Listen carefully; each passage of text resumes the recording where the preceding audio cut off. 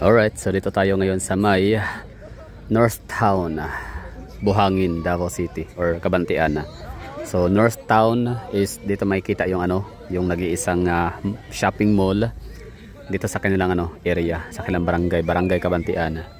Ang pangalan ay City Mall. So ang City Mall is siya pagmamay-ari ng Mang Inasal, Double Dragon Corporation ng Jollibee, ganun So GE Foods and Company, Injapsia, ganun. So yun yung nila, corporation, collaboration, subsidiary company. So North Town. So nakatayo tayo dito sa park nila na napakaganda kasi siya steps by steps, level by level, basta siya parang mula sa pinakaibaba hanggang dito sa pataas. Ano ba tawag diyan? Basta yung hindi siya flatlands, So ang disenyo nito talaga ay para pang talaga for recreational purposes, pang tambayan ng mga tao, pang family gatherings, family bonding, friendships. Ayan, kita niyo to, diba? So may mga nagpipiknik sa area na to dito.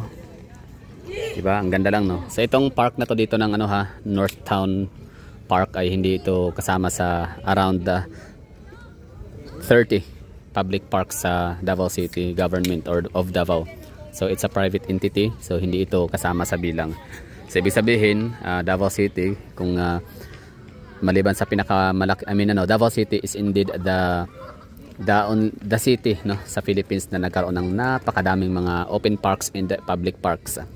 So nung last time I check, way back 2022, nasa 26 yung finish na public parks and open parks dito sa Davao City. So ibig sabihin 2 years ago. So that time ongoing yung parke ng Coastal Road, ongoing yung ibang mga parke ng Doña Segunda or Doña Vicenta sa may likod ng City High School, Davao City High School, likod nun. So under construction, undergoing. So ibig sabihin that time nung 26 pa yung bilang.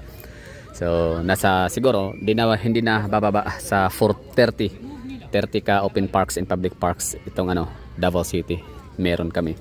So kung idadagdag pa natin tong mga private parks or private entity na mga open space, open parks like Ashuela Cove sa seaside promenade nila dito sa park nitong North Town. So it's a private property din, So sa Global Township, may park na bang Global Township? So far parang wala pa akong nakita doon.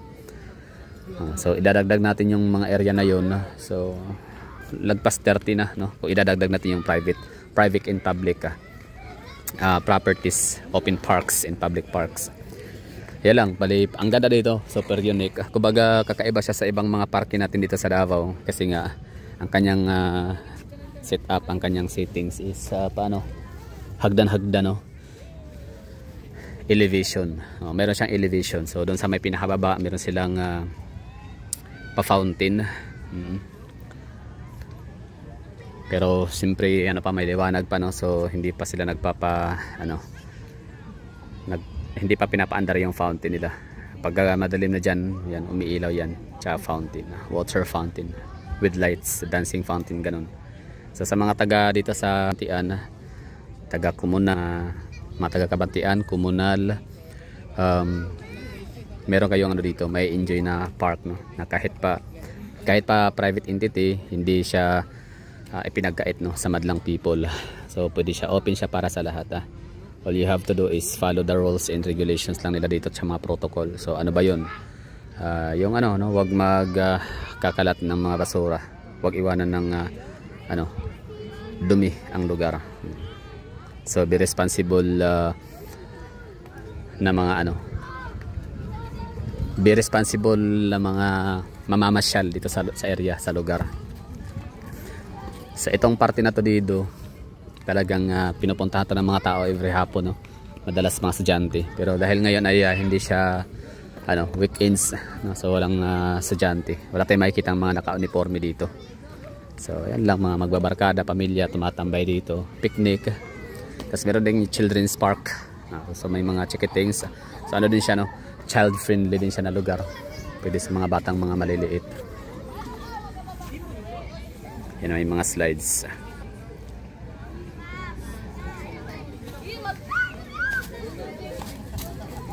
So pagka umaga naman dito, may mga nagja-jogging. Meron din ditong mga nagbabike, bibisikleta. So talagang para sa lahat talaga tong lugar to dito.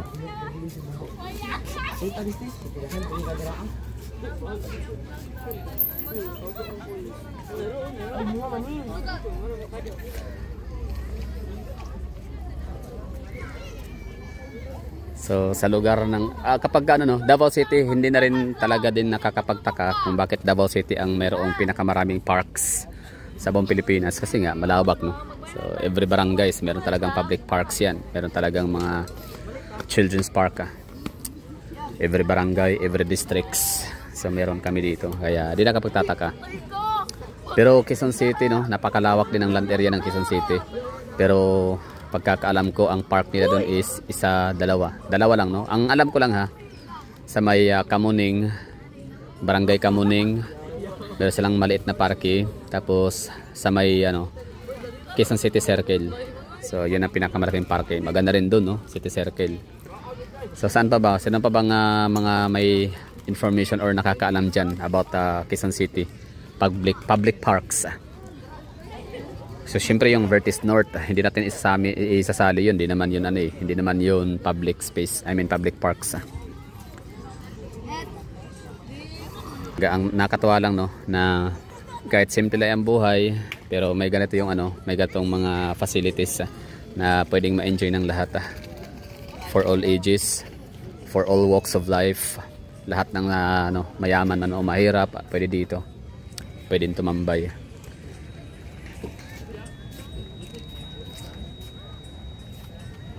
Nice one. Tapos tayo dito? Quick tour tayo sa City Mall. Baka gusto nyo makita, no? So North Town, Miramart, City Mall. So the one and only City Mall sa Davao City. So ano bang pinagkaiba? Ano bang special sa City Mall compare sa ibang mga shopping malls natin dito sa Davao? Syempre ang City Mall ay exclusive ang kanilang ang City Mall is meron silang 4 na fast food chain na isang counter lang, which is yung Jollibee, Greenwich, Mang Inasal, and Chowking. Yan yung tingnan natin ngayon. Ito yung itsura ng Miramart City Mall sa labas or likod na area. At ito yung park. Pwede kayo magbitbit ng pagkain, pwede kayo magpicnic dyan na area. Basta huwag kalimutan, clean as you go. Ito naman lang public park, parking space. 'Di ba? Lawak din Itong parking space nitong City Mall dito sa Kabantian, lakas maka Robinson Dasmariñas ang vibes, ang settings.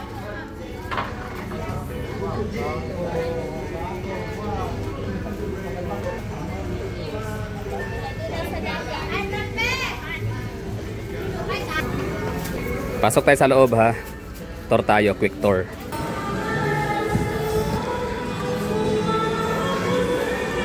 So yung mga makikita ho natin dito, Miramart no. Ito na yung pinakamalaking nila talaga dito. Tindahan, stall. Miramart Grocery na lakas maka-social ng datingan. Para siyang may pagka basta maganda settings, malinis, organized. Hindi siya yung typical na natin, mga grocery store like Gaisano Mall, NCCC. So dito napaka-organized. Mas maganda pa nga itong settings nila kumpara sa SM grocery store. Okay, tapos sa atrium naman nila, meron tayong makikitang mga stalls no. Mga Santinos, ano lang no, na pwedeng mag-rent sa gitna sa atrium area nila. Tapos dito naman na party ay Fun Nation. So pwede kang maglaro dyan, karaoke, games. So maliit lang man ang City Mall, pero halos kinikater nila yung mga pangangailangan ng community, ng pamayanan. Sila nga pwede pang bata, pang pamilya, meron din silang food court dun sa unahan. Huli natin puntahan yan ngayon. So doon pala sa dulo ay ang ano, kanilang department store, Allwyn Center Incorporated. Ewan ko kung ano pagmamayari sa ng City Mall o baka tenant, nagre-rent lang, no. So doon tayo bumili nitong ating bumili ako dyan ngayon, kaya ako napunta dito kasi meron akong binili sa area. Dito naman meron silang Sanyang Home. So City Mall is ano siya, no, more on China ang ano dito. Made in China yung mga products nila. Which is hindi natin pwedeng ano yan, tawag na ito, i-discredit yung Chinese, no. Magaling yan sila gumawa ng mga disenyo, mga produkto. May mga ano, madaling masira, depende sa pera kasi natin yan, di ba? So pag mura yung nabili natin, mura yung presyo, ibig sabihin expected talaga natin yan. Hindi ganun ka dekalidad yung kanyang ano, quality at saka yung kanyang durability. Alam mo, sa kabila meron silang fashion palette. Tapos sa kabila naman ay Free Life. Itong Free Life para siyang ano, no, parang version siya ng Miniso Japan. So ang may-ari naman ito Taiwan.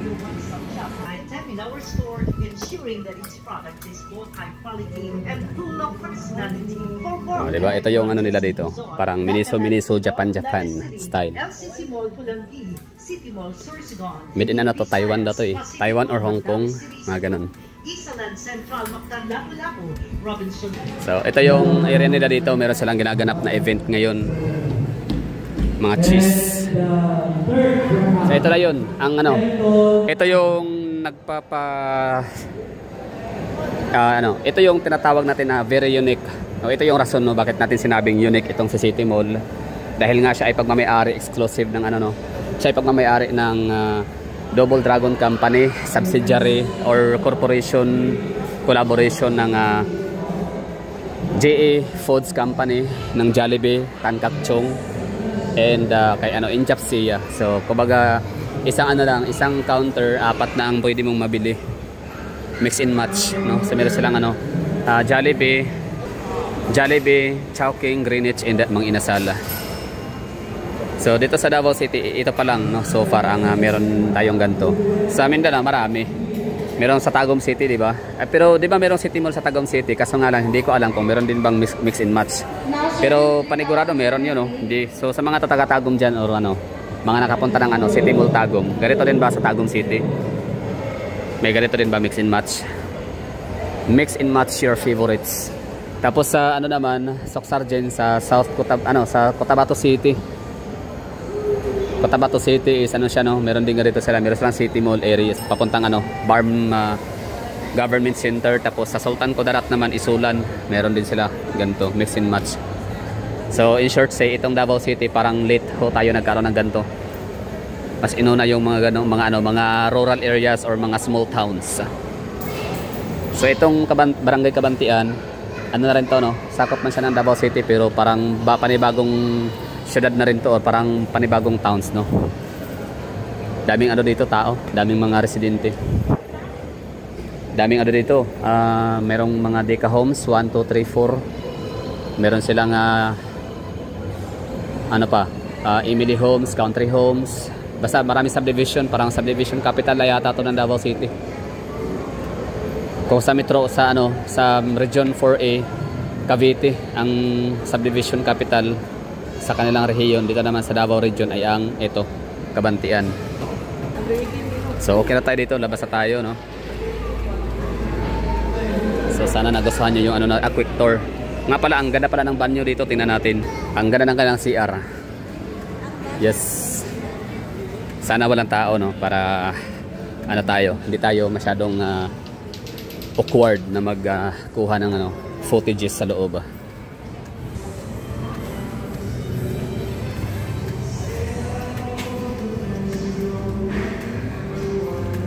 Mail sa basurahan. So you know, may mga umiihi, so wala, hindi tayo nakakuha ng ano, ng footage kasi gusto ko sana ipakita sa inyo yung ano, yung urinal system. Ang ganda. Oo, tsaka yung salamin, sayang may mga tao lang. Ito na yata yung pinakamagandang ano, comfort room na nakita ko, no, or pinakamagandang mall na may pinakamagandang ano. Ito, sa lahat ng shopping mall sa Davao, ito na yata ang may pinakamagandang comfort room na iba yung disenyo.